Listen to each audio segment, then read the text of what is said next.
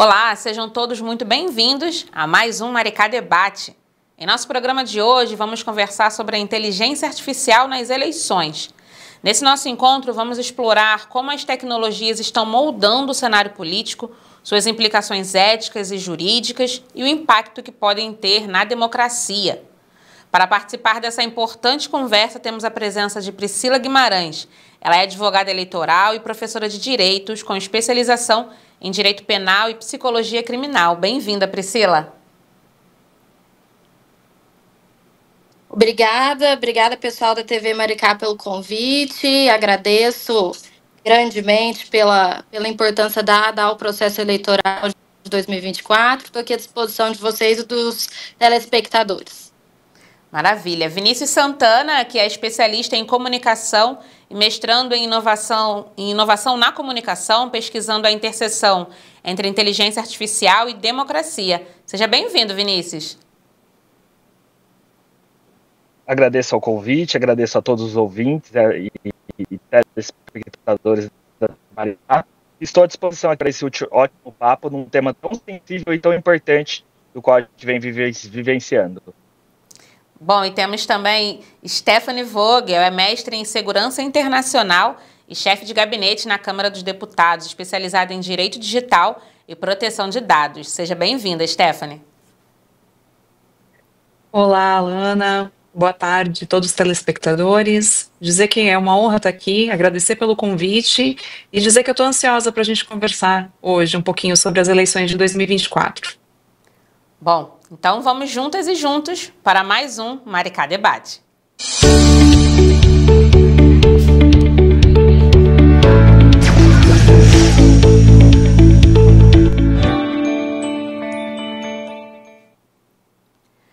Pessoal, para começarmos, queria saber um pouquinho de vocês, na opinião de vocês, como que a inteligência artificial pode influenciar o processo eleitoral aqui no Brasil e também em todo o mundo? Quem gostaria de começar? Bem, eu posso começar. Por favor, Alana. Olha, a pergunta é bem ampla, né? A gente precisa, talvez, posicionar aqui nessa conversa o que vem a ser inteligência artificial, né? Porque, por vezes, a gente vê que as conversas, elas acabam indo para apenas uma direção, falando muito das aplicações relacionadas à inteligência artificial generativa, né? Que é um dos modelos, digamos assim, de inteligência artificial, mas a gente tem outros e que afetam igualmente, inclusive, o cenário eleitoral, né? Uhum. Especialmente a questão de automação de processos, segmentação de eleitores, também temos a questão mesmo de microdirecionamento de conteúdos e que se baseiam em ciências de dados e fazem uso das novas tecnologias baseadas em inteligência artificial e que, sem dúvida, estão sendo já utilizadas na esfera, né, eleitoral, não só aqui no Brasil, como no restante do mundo. Então, é uma pergunta muito ampla. Afeta, sem dúvida, todos os participantes das eleições, eu diria. Tanto candidatos, partidos, coligações, federações, mas também os próprios eleitores, né, que passam a receber conteúdos mais, digamos, até personalizados ou com um nível aí de profissionalização até maior. Priscila? Eu concordo com a doutora e aí eu aproveito também para poder complementar um pouco, no sentido de que, ainda que o TSE tenha promovido várias resoluções ao longo desse ano, 12 para ser mais exata, a gente ainda tem alguma influência específica no Brasil, no sentido de a dificuldade que a população no geral tem de discernir o que seria um conteúdo falso de um conteúdo verídico, até mesmo por conta dessas bolhas de informação que a doutora mencionou, porque elas, vira e mexe, elas são criadas para reforçar algum viés, algum ponto de vista, cria-se ali dentro dessas bolhas propagandas, notícias falsas, algum conteúdo enganoso, e isso acaba influenciando a opinião pública e também o comprometimento do debate. A gente vem vendo isso bastante até na questão do município de São Paulo. Uhum. Né? Muitos dados, muitas informações que vão saindo ao todo tempo e, às vezes, aquele determinado eleitor ele não consegue acompanhar. A dificuldade vem sendo realmente a rapidez e essas bolhas de informação. Com certeza. Vinícius, gostaria de complementar? Sim, primeiramente, são ótimas colocações das professoras doutoras. Eu sou residente aqui do município de São Paulo, então a gente vem vivenciando mais próximo, diante do debate nacionalizado que está a nossa eleição, algumas discussões por parte de tecnologia. A gente teve o primeiro caso aqui, a utilização de uma deepfake, no qual foi denunciada ao Tribunal Superior Eleitoral, que acatou e acabou tirando da rede do candidato o uso, né, de uma das tecnologias de inteligência artificial. Mas eu gostaria só de complementar que a gente está vivenciando um grande salto de tecnologia.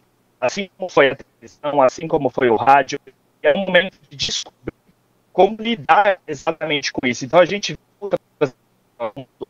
também estão organizados. Então, se a gente retorna para trás, Cambridge Analytica, no caso das eleições americanas, ou até mesmo do Brexit, no caso europeu, é uma nova tecnologia no qual está sendo descoberta em como a gente consegue lidar com isso com a legislação mais adequada para cada uma das particularidades que a gente vê em cada uma dos de microtarget, como também no caso de deepfake, ou chats, né, personalizados. Então a gente ainda está descobrindo como lidar, e acredito que, assim como outros saltos da tecnologia, vai ser um período ainda de aprendizagem.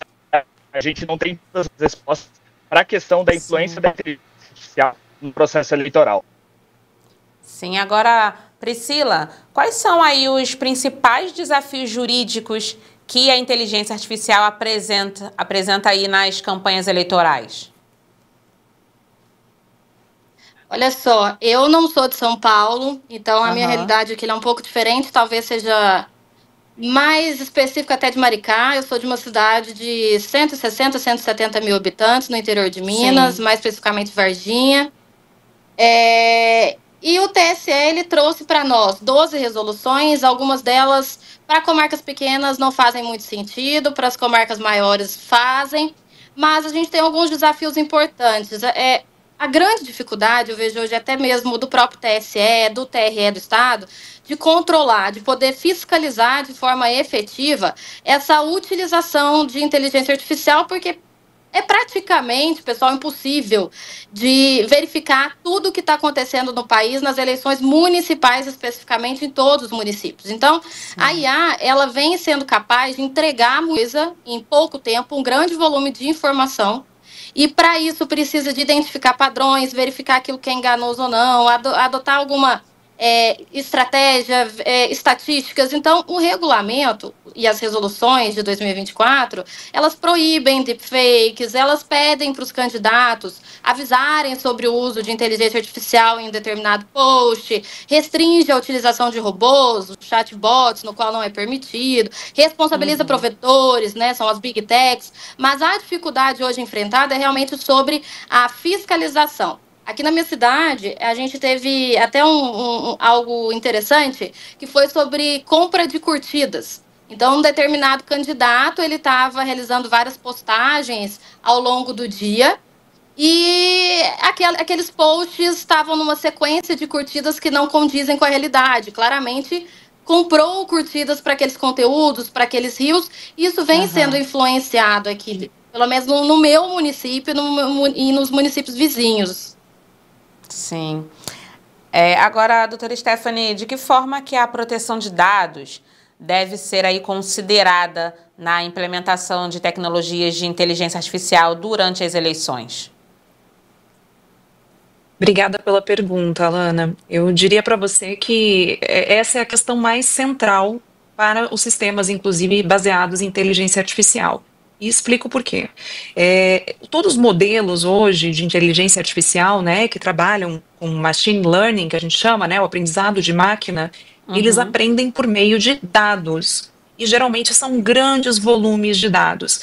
É por isso que a gente teve o boom do aprendizado profundo, né, e aí com esses novos sistemas, essa Agora, a gente está tendo cada vez mais sistemas disponíveis a partir de IA generativa e que são cada vez mais sofisticados, têm recebido atualizações muito rápidas, porque eles passaram a ter acesso a esses dados. E aí a gente precisa pensar, a gente precisa ter aí transparência no sentido de saber que tipos de dados estão sendo usados por esses sistemas, como é que eles estão aprendendo, se há eventualmente dados pessoais ou dados sensíveis, porque no fim das contas, os dados pessoais são ativos que representam todos nós aqui somos titulares de dados pessoais e somos também eleitores.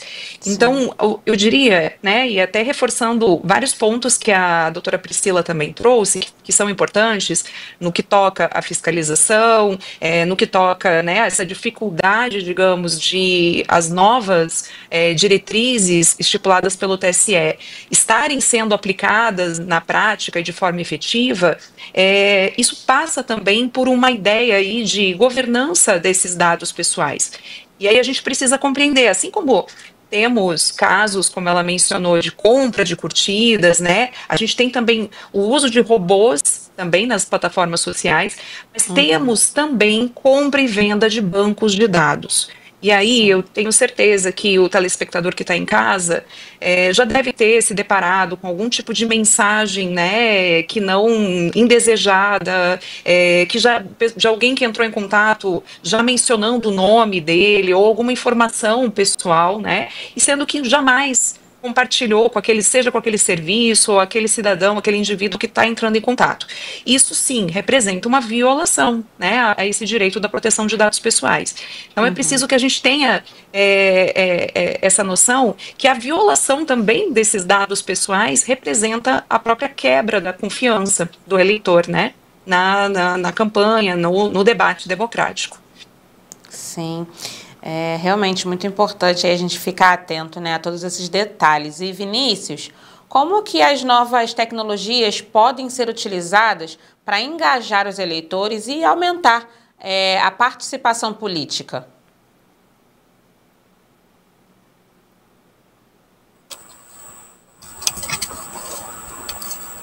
Vinícius, consegue me ouvir?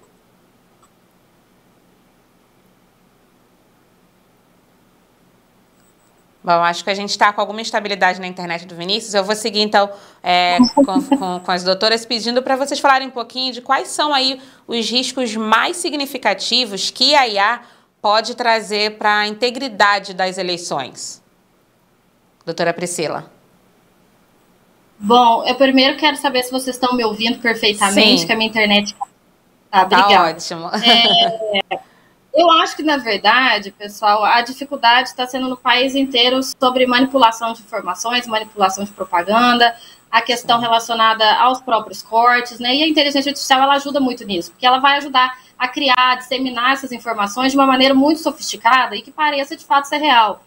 Então, a gente vai ter, e já está tendo, vídeos, áudios que são extremamente realistas, podem distorcer a imagem dos candidatos, espalhar desinformação.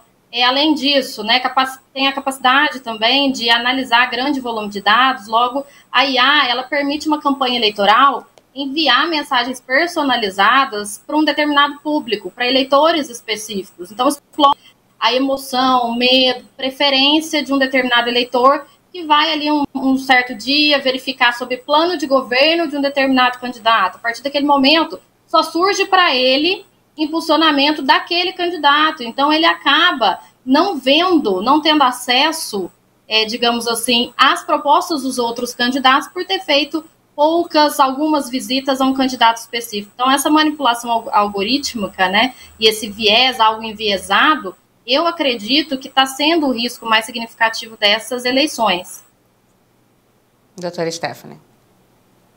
Se me permite acrescentar, eu achei excelentes os pontos, inclusive, doutora Priscila, e outro ponto, também fundamental que foi citado antes é a perspectiva da desinformação, que acaba minando esse processo democrático, é problemático, e a gente já tem aí diversos estudos apontando o quanto isso enfraquece a democracia. Mas eu diria que, para além, se eu pudesse somar, seria uma perspectiva de manipulação dos eleitores. A gente tem que lembrar que a democracia ela passa pelo princípio de liberdade de escolha, né? E isso o eleitor só terá sabendo, conhecendo as ideias do candidato, conhecendo de fato o candidato. Então, quando se usam as novas tecnologias para ludibriar, para disseminar um conteúdo que engana, ou até mesmo, né, criar ali expectativas ou uma situação que não existe, fica muito difícil. Isso tudo contamina esse ambiente democrático e, no fim das contas, atrapalha a eleição, né? A possibilidade, digamos, de que nesse período de campanha eleitoral todos nós possamos conhecer quem são os candidatos de cada uma aí das nossas cidades, quais são as ideias de cada um e o que eles pretendem de fato fazer. Sim, agora, doutora Priscila, você poderia comentar um pouquinho, se quiser acrescentar mais alguma informação, mas poderia comentar um pouquinho sobre aí a responsabilidade legal de plataformas que utilizam o IA em propaganda eleitoral? Quando o TSE trouxe as resoluções para nós, teve até uma certa manifestação em desacordo, na verdade, das próprias plataformas. Algumas até não quiseram atuar junto com o sistema eleitoral, preferiram não realizar publicações de conteúdos eleitoreiros, justamente por essa dificuldade impostas pelas resoluções e que é, de fato, fundamental para o processo eleitoral, e até com elas anda muito difícil. Mas algumas responsabilidades dessas plataformas a gente precisa ficar atentos até mesmo como eleitores, não só aqueles representantes das próprias plataformas. Por quê?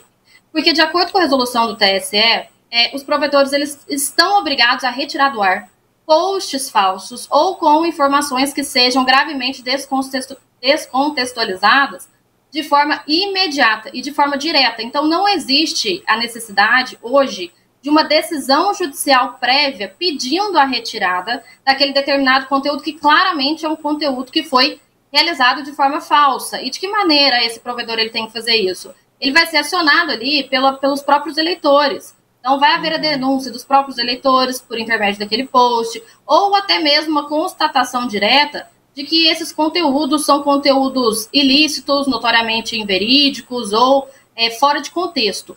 O problema que a gente percebe hoje é sobre essa questão da ausência de decisão judicial prévia. Porque a partir do momento que eu, TSE, coloco para o provedor a obrigação de retirada de conteúdo que claramente está descontextualizado sem decisão judicial prévia, sob pena de responsabilidade civil e administrativa do provedor, a gente esbarra numa situação no qual, será que esse provedor ele vai ser multado se ele não efetivar isso de ofício, ou seja, por si só? Será que não, para ser multado, eu preciso esperar uma decisão judicial? Então, claramente, hoje a gente consegue perceber até pelo Marco Civil de que essa responsabilização, digamos assim, por uma eventual desobediência, ela, na verdade, precisa que haja a necessidade de uma ordem judicial específica para que o provedor, de fato, possa ser responsabilizado. Então, aqui a gente tem duas vertentes para os provedores. Primeiro, retirar o conteúdo que claramente ele verifica que é inverídico por manifestação de eleitores, por exemplo. Não sendo feito isso, quer dizer que ele vai ser acionado pelo Poder Judiciário a realizar essa retirada no lapso temporal de média aí de 24 horas. Não retirando com a ordem judicial, aí sim incide a questão da responsabilização por desobediência, uma responsabilização civil e administrativa. E os provedores também, eles têm que adotar medidas ativas para poder impedir, para poder diminuir a circulação do que nós chamamos de fake news, das deepfakes, das informações falsas, e por isso eles precisam realizar termos de uso que sejam compatíveis com esse objetivo, instrumentos que sejam eficazes para combater esse tipo de situação. Por quê? Porque a Justiça Eleitoral ela tem poder de polícia, então ela pode determinar que o provedor de aplicação veicule, inclusive por impulsionamento, sem nenhum custo, o conteúdo informativo que elucide fato que verificamos que é notoriamente inverídico ou que está fora de contexto. Então, há ainda, de certa maneira, um direito de resposta que vai ser proveniente para os eleitores, mas uma obrigação para a plataforma e com zero custo. E aqui eu acho interessante, por estar próximo já à eleição, de lembrá-los que é vedado 48 horas antes e até 24 horas depois da eleição a circulação paga ou impulsionada de propaganda eleitoral na internet, mesmo se a contratação tiver sido realizada antes desse prazo. E cabe ao provedor de aplicação, que comercializa esse impulsionamento, realizar o desligamento da veiculação da propaganda eleitoral, sob pena de responsabilidade. Esse ponto em específico não vem sendo mencionado ainda, muito pouco, pelas plataformas, pelas mídias massivas, televisão aberta, por exemplo, pelas pós-massivas, internet. Então, vale a pena a gente mencionar isso. 48 horas antes e 24 horas depois da eleição, provedores não podem deixar ativos as propagandas eleitorais dos candidatos. Importantíssimo, muito importante assim, trazer esses detalhes que às vezes passa, né, despercebido aí pelo público de uma maneira geral e estar informado disso faz toda a diferença. Doutora Stephanie, como que as políticas públicas podem garantir que a IA, né, a inteligência artificial, seja usada de forma ética nas eleições? Bem, a meu ver, elas são fundamentais, né? E também é novamente um conceito bem amplo. A gente pensa aqui em termos de políticas públicas que são muito poderosas, né? E que são muito desejáveis, o que a gente chama, por exemplo, de letramento digital, né? A gente precisa lembrar que o nosso país ele tem dimensões continentais e certamente, né? A gente tem ainda uma dificuldade, né? De conectividade significativa por parte de todos os cidadãos.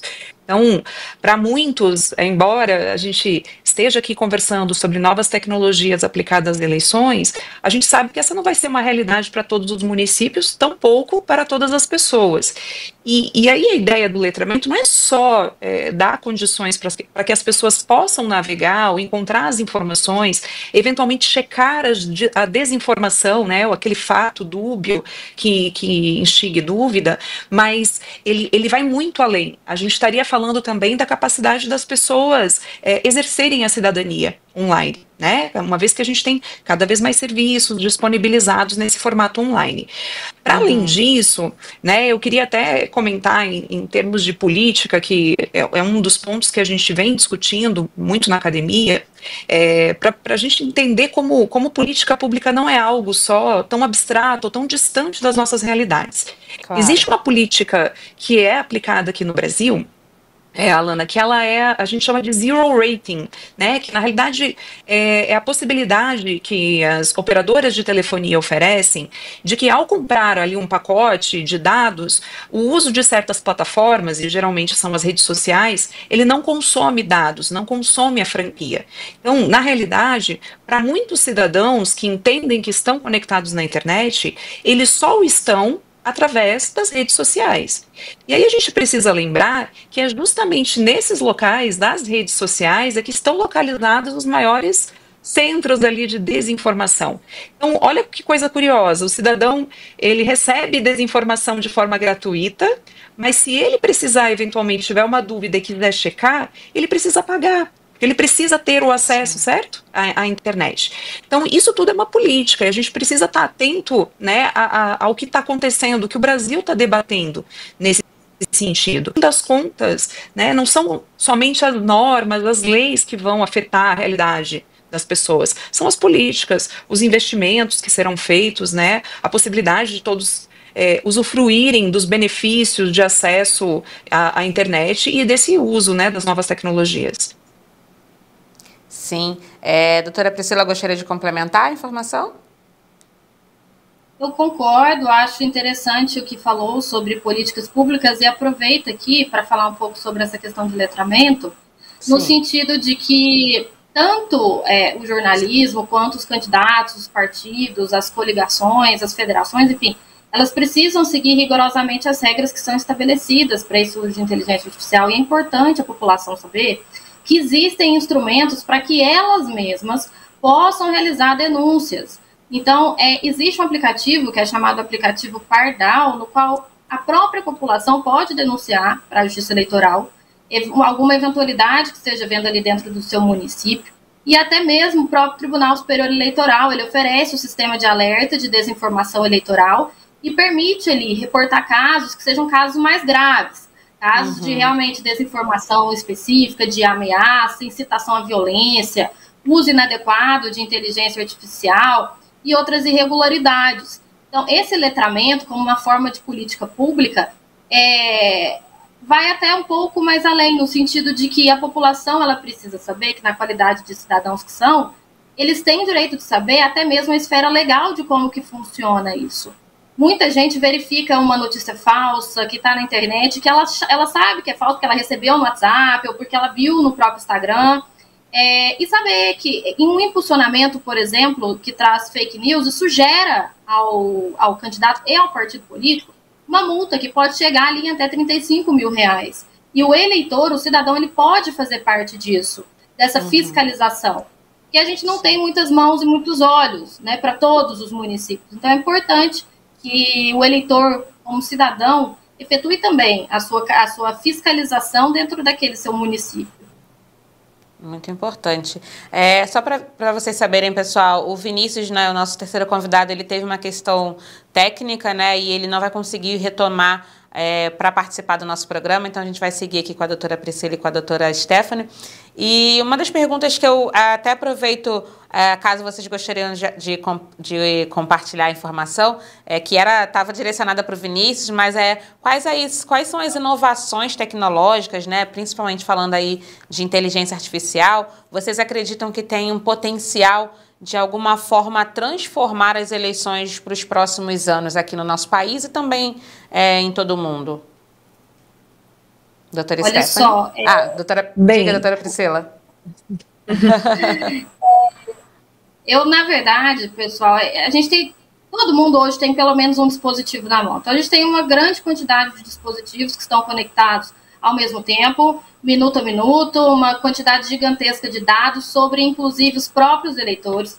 Temos várias plataformas online, software que estão todos muito acessíveis para a população e para os candidatos. Então, a inteligência artificial ela vai se tornando muito mais sofisticada ao longo de todo o tempo. E é possível aí personalizar mensagens, direcionar esses conteúdos para os eleitores e vai ter um impacto significativo, se não decisivo, no voto daquela determinada pessoa. Mas eu falo muito isso até para os meus alunos de onde eu dou aula, na Faculdade de Varginha, que a gente não pode demonizar também a inteligência artificial. Claro. Porque ela também ajuda muito. Ela melhora a eficiência dos processos eleitorais, desde a organização de logística do próprio candidato, da sua própria equipe, análise de dados de campanha, ajuda a garantir também a integridade no próprio processo democrático, se bem utilizado. Nas campanhas eleitorais, eu auxilio muito, assessoro alguns candidatos, ajuda a segmentar eleitores, cria conteúdos que são conteúdos interessantes e que vai acessar aquele determinado eleitor, otimiza, ajuda na estratégia de marketing digital. A gente perdia muito tempo, há 4 anos atrás, nas outras eleições, para, por exemplo, verificar um grande volume de dados, de estatística, por exemplo, de uma eleição passada. Quer dizer, um candidato à reeleição, para verificar onde falhou na última eleição, em quais bairros não teve tanto voto, demorava muito tempo. Hoje, isso a gente consegue fazer com muita facilidade, muita rapidez, identificar até mesmo padrões de comportamento, preferência dos eleitores, e a gente consegue direcionar essa campanha. Mas, ao mesmo tempo, com o perigo de esbarrar naquilo que o TSE não permite. Por isso é muito importante ter tanto na sua equipe o coordenador de campanha. Eu sempre falo que não é o candidato que manda na campanha, quem manda na campanha é o coordenador de campanha, o marqueteiro, que ajuda ali, mas quem manda é o coordenador da campanha, que tem experiência, e o jurídico para frear o marqueteiro. Pelo menos aqui é assim, o marqueteiro tudo pode, vamos fazer agora, e o jurídico, eu sou a chata. Eu falo, não vamos. Não, mas a gente joga para o coordenador de campanha e é ele que resolve esse BO. Então, ter essa equipe bem redondinha faz com que não gere perigo de multa para o candidato. De direito de 5 mil a 35 mil, um eventual abuso do poder econômico, eventual abuso dos meios de comunicação, e que pode vir lá na frente a perder o próprio mandato, até o mandato cassado. Quer dizer, tomar posse, começar talvez já a exercer e perder por conta da utilização indevida desses meios. Sim. Doutora Stephanie.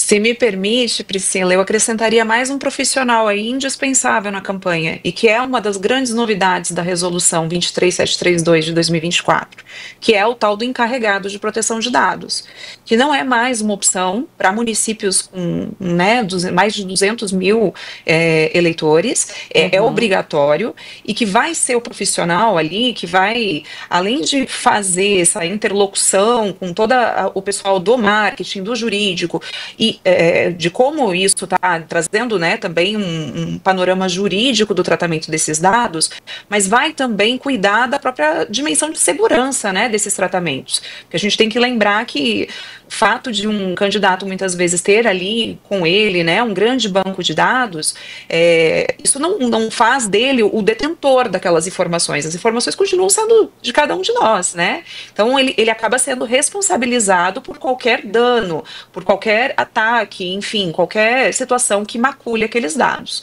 Né? Assim, um outro ponto que eu acho que, voltando só para a pergunta, eu acho que a doutora Priscila foi bem abrangente na resposta, né, sobre possibilidades de uso aí da inteligência artificial para fins de campanha. Eu acrescentaria também a própria detecção de desinformação. Então, ela também acaba sendo viável, porque a gente tem que lembrar que tirar, né, a desinformação, seja da internet ou da sociedade como um todo, é um esforço hercúleo, né, e ele é permanente, porque o número, né, a produção de conteúdo que acontece é numa velocidade, num volume, enfim, é completamente impossível que qualquer um de nós consigamos ver tudo que tem, digamos, em todas as nossas plataformas, ou até mesmo em sites de notícias, né? Então, hoje a grande questão já não é mais se temos ou não acesso, mas a como esse acesso, ou como essas informações que estão sendo disponibilizadas para cada um de nós, estão sendo organizadas. Então, porque muitas delas, a gente sabe que as plataformas fazem uso de algoritmos, né? E são esses algoritmos, que também são baseados em inteligência artificial, que definem muitas vezes os conteúdos que a gente está vendo. Por que é que eu estou recebendo muitos vídeos de cachorrinhos, por exemplo? Por que é que eu estou recebendo uma oferta ou deixando de receber outra?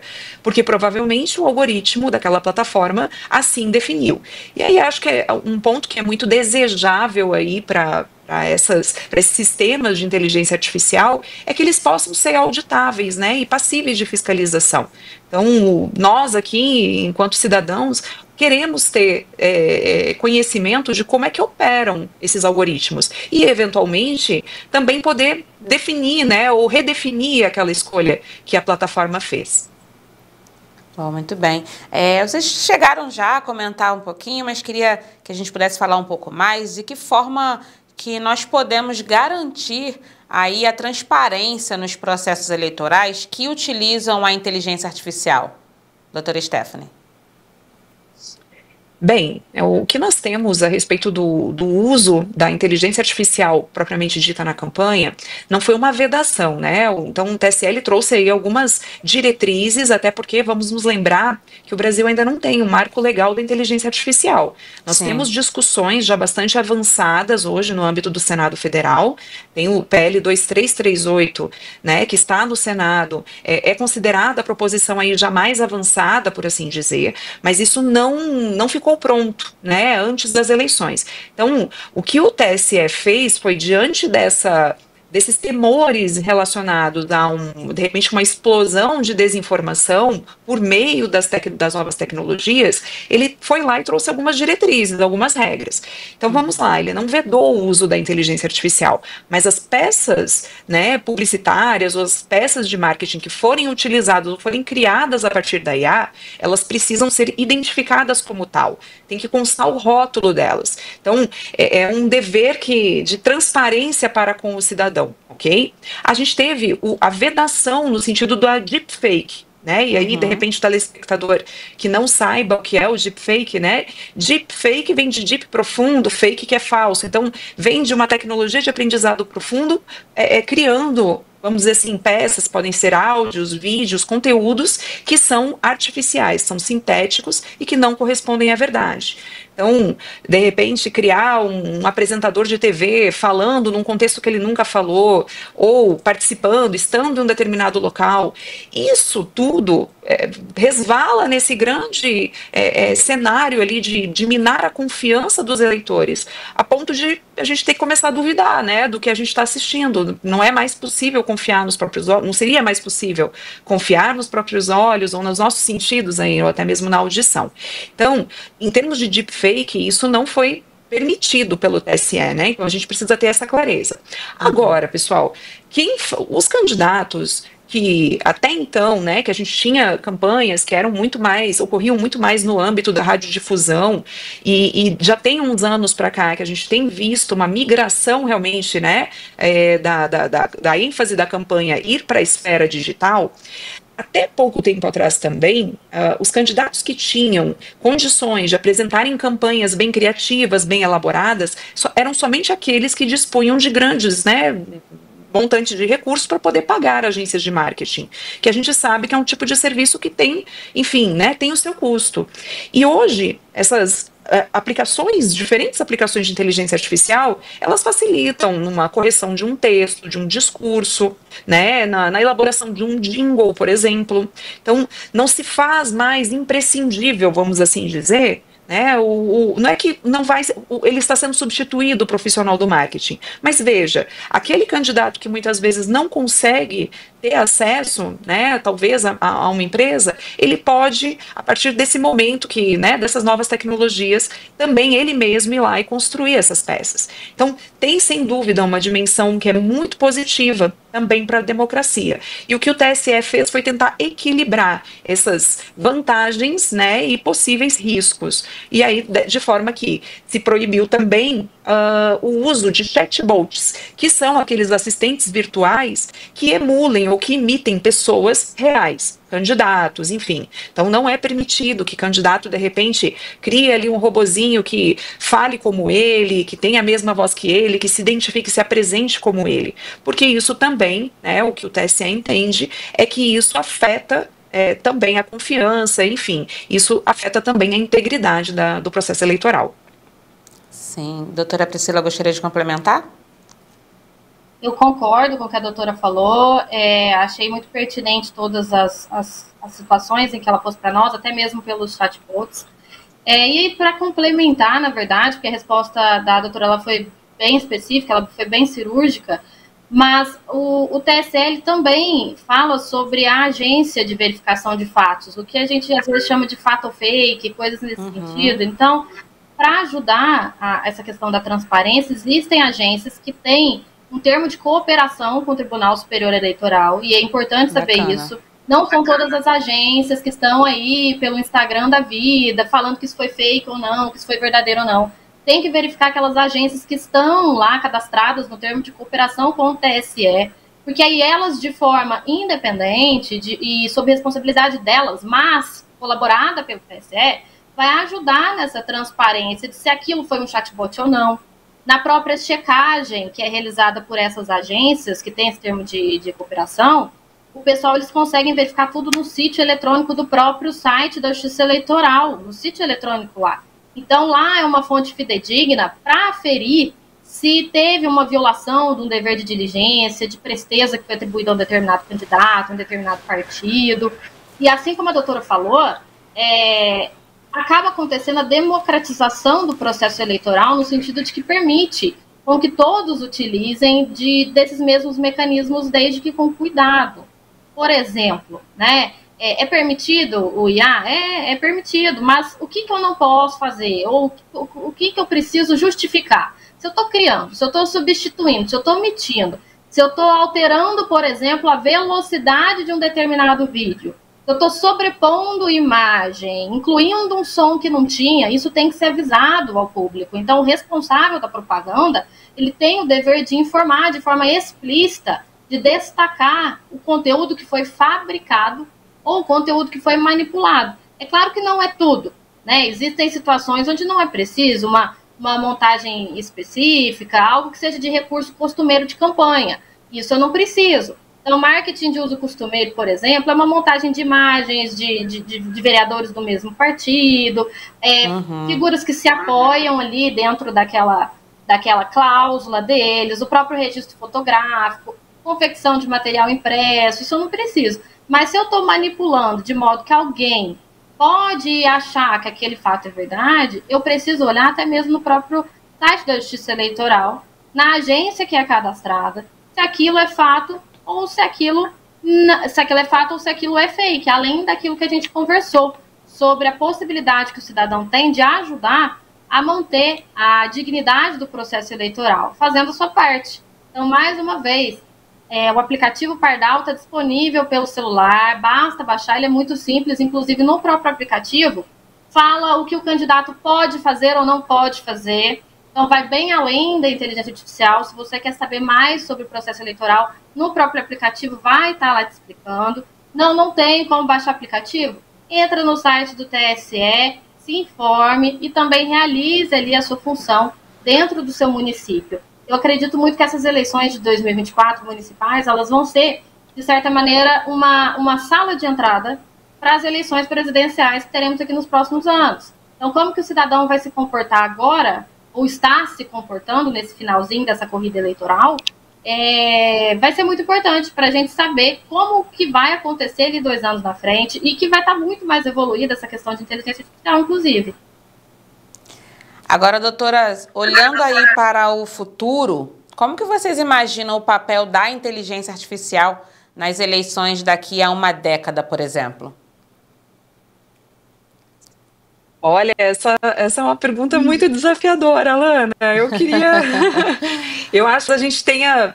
Eu diria para você que na velocidade, né, do desenvolvimento dessas tecnologias, talvez num cenário até mais curto, em 5 anos a gente já vai ter mudanças muito significativas, seja numa automação cada vez mais profunda das próprias campanhas, né, com uma capacidade de prever ali, trazer mais precisão na segmentação dos eleitores. Eu acho que a gente também pode ter uma inteligência artificial, aliás, é muito desejável que a gente tenha para detectar fraudes, né, e também manipulações digitais. Então, eu acho que é isso que, no fundo, né, a gente não pode perder de vista. A ideia de que deve existir um equilíbrio que rege essa campanha.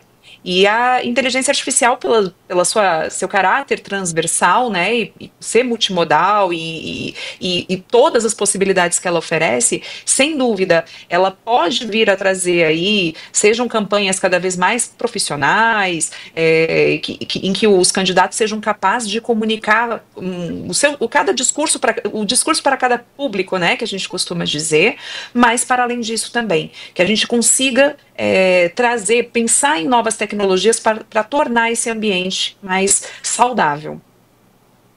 Doutora Priscila.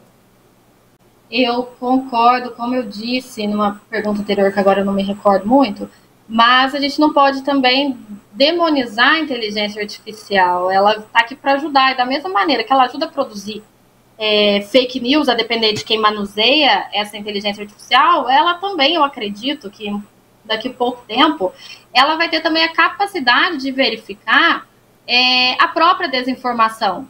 Talvez o próprio conteúdo criado com a IA, com uma fake news, ao ser postada na internet, a própria IA do provedor, por exemplo, já vai conseguir combater essa desinformação. Vai ser algo, eu acho que mais automatizado. A gente vai ter ali algoritmos de IA que são mais sofisticados, vão ser capazes de identificar, de conseguir categorizar, até mesmo bloquear a disseminação de fake news antes mesmo que ela aconteça. Porque o grande problema hoje sai um corte na internet com uma manipulação de IA.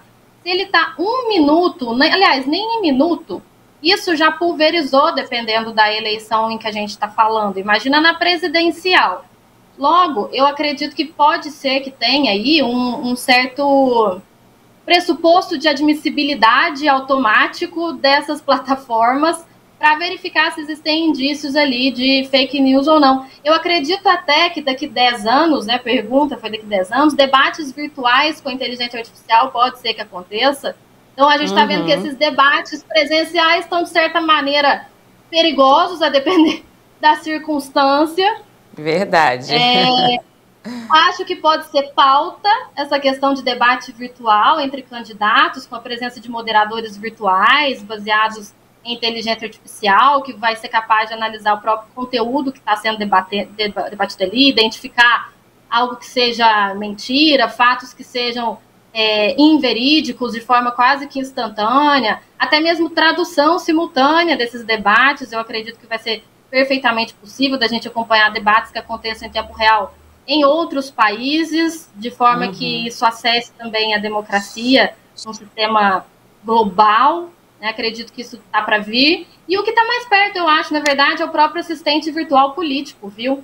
Eu acho que o candidato ele vai acabar podendo contar com o assistente virtual, de certa forma avançado, treinado a responder perguntas simples dos eleitores em tempo real, em diversas plataformas. Então, ao invés de procurar a própria comissão da campanha, coordenador de campanha fazer pergunta, ter que entrar para saber sobre qual é o plano de ação do candidato, o que ele vai fazer no próprio município, eu acredito que vai haver até mesmo um assistente virtual para isso, no qual o interessado vai fazer uma pergunta e a própria IA vai responder de acordo com aquilo que é alimentado pelo próprio candidato. Então, tendo ali uma interação contínua e em tempo real, personalizada até com os eleitores, né? E aumenta o engajamento, aumenta a compreensão das próprias propostas.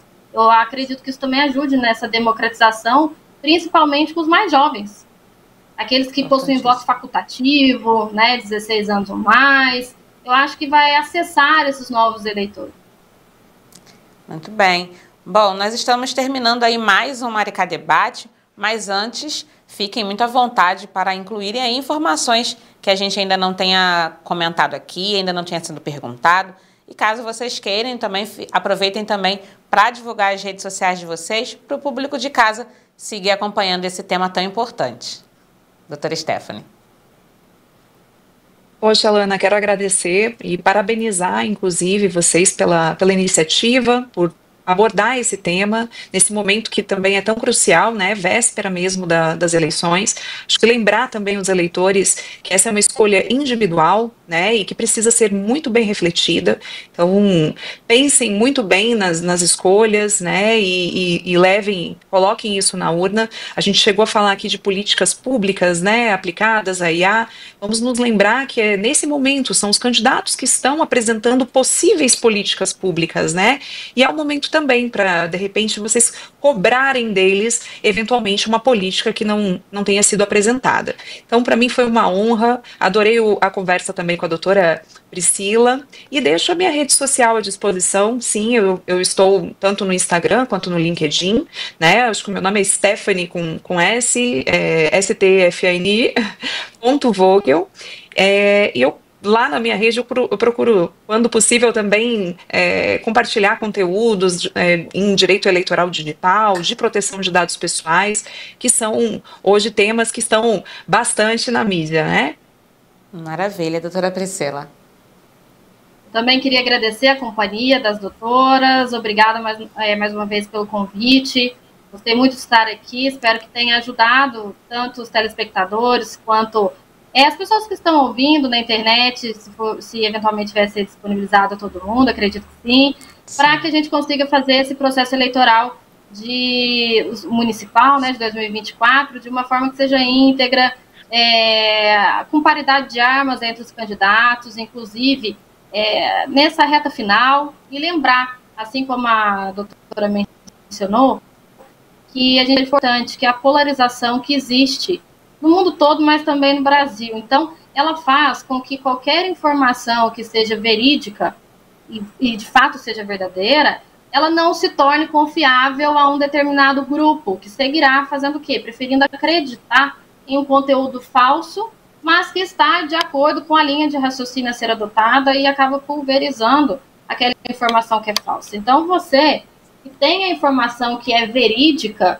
nesse atual estado polarizado que nós estamos, tem como função primordial também divulgar essa informação verídica, porque do outro lado a gente está tendo um aglomerado de pessoas que estão fazendo o mesmo, mas com conteúdos falsos. E assim como a doutora mencionou em uma outra pergunta, é muito difícil realizar essa fiscalização. A gente não tem braços e olhos para estar verificando tudo isso. Então, é a ajuda da população, independentemente se está de esquerda, de direita, de centro, de cima ou de baixo, é priorizar o nosso sistema eleitoral, priorizar o Estado Democrático de Direito, no sentido de que a gente tenha eleições que sejam coerentes com o que nós temos na Constituição Federal, que é a República Federativa do Brasil. Então, é a possibilidade que todos nós temos de ajudar na qualidade de cidadãos. Deixo minha rede social também, para quem quiser, @priguimarães.adv. Lá eu consigo conversar mais um pouquinho sobre direito eleitoral propriamente dito, sobre estratégia de campanha. Eu sei que agora está muito em cima, para o pessoal que está aí já, as eleições já estão batendo na porta, mas tem muita coisa ainda que precisa estar de olho. Muita coisa agora vai ser vedada até o dia da eleição. Então, fiquem atentos à TV Maricá, porque eu tenho certeza que a TV Maricá também vai estar aí ajudando vocês nesse sentido. Com certeza, muito obrigada, viu? Muito obrigada pela participação de vocês em nosso programa de hoje. Certeza foi um assunto aí muito importante e, claro, extremamente atual. E eu conto com vocês em outras oportunidades aqui na nossa programação, combinado? Com certeza, vai ser um prazer. Obrigada mesmo, viu, gente? Muito obrigada. Bom, chegamos ao fim do Maricá Debate sobre inteligência artificial nas eleições. Este é um tema que certamente continuará aí a evoluir e as discussões que tivemos hoje são fundamentais para entender os desafios e oportunidades que estão por vir. Esperamos que todos tenham se sentido inspirados a refletir sobre o futuro da democracia em um mundo cada vez mais digital. Muito obrigada pela companhia de sempre, boas eleições e nos vemos no próximo Maricá Debate. Tchau, tchau.